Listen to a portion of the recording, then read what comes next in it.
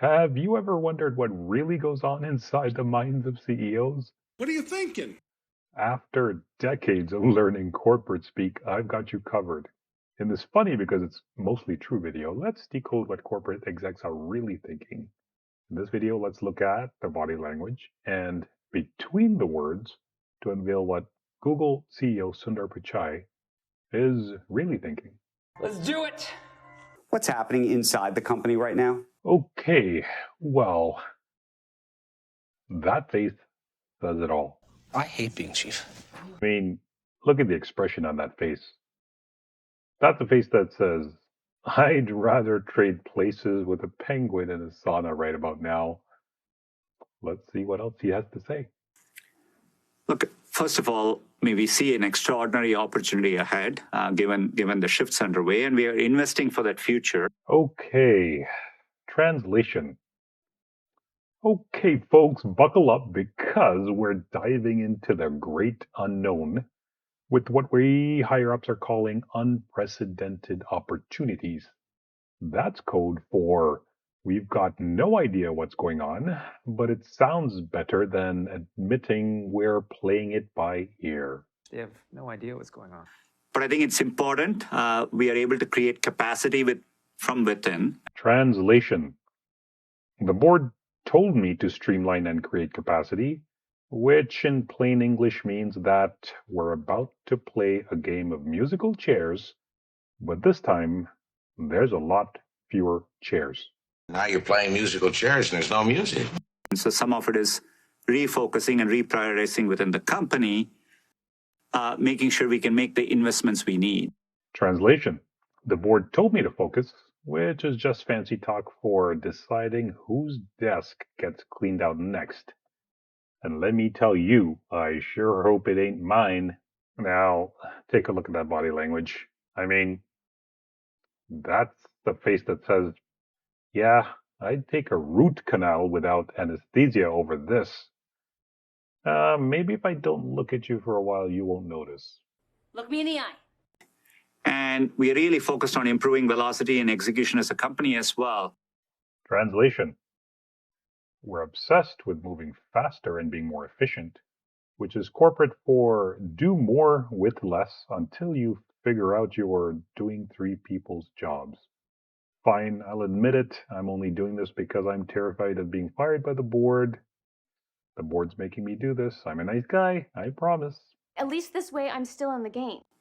When it impacts people, it's hard, particularly for a company like Google, which over the past 25 years hasn't gone through a moment like this. But, we've always deeply cared about our employees. Translation. Look, we've been abusing our monopolistic position for 25 years to make ludicrous amounts of money, and it let Eric, Sergey, and Larry cover up a lot of problems. It's tech stocks! So yeah, I am the janitor who gets to clean up their heaping mess. Sure, we say we care about our employees, and in a way we do. In the same way you care about that old worn-out pair of shoes you just can't bring yourself to throw out. Throw them out! Come on, you two! Throw them out! I don't think most companies engage with employees in the transparent way we do. And Translation.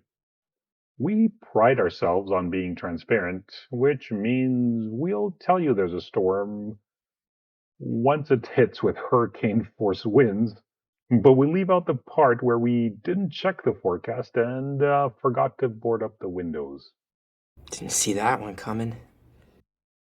I think that creates some of this conversation outside, but I've always viewed it as a source of strength for the company. Translation. I really wish I didn't have to put up with all you whiners and crybabies that can't take getting a little wet.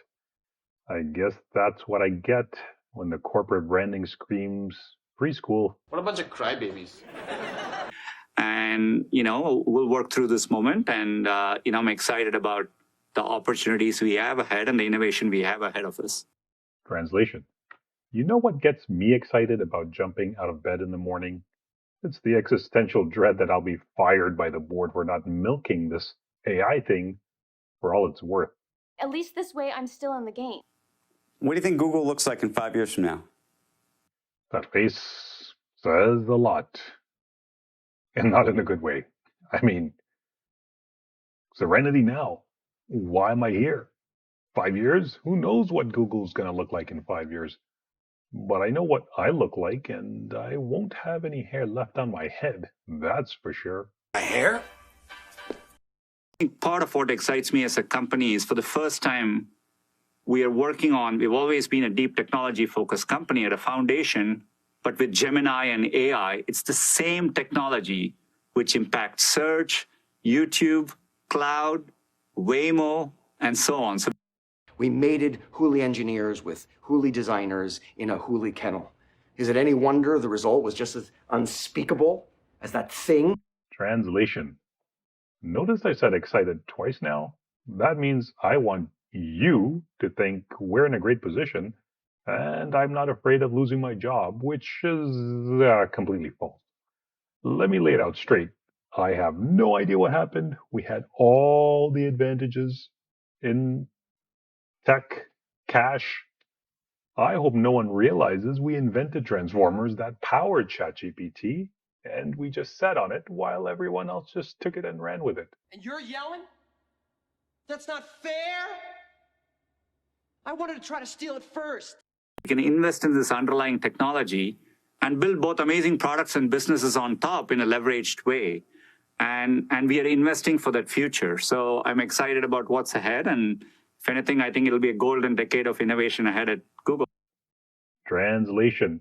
I have no idea how Gemini turned out to be such crap. It's Apple Maps bad.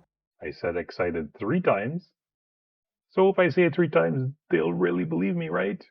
We need a complete redo. Buying someone else's company is my Hail Mary pass. I wish I could pull an Elon and just fire everyone else when things don't work out the way I want.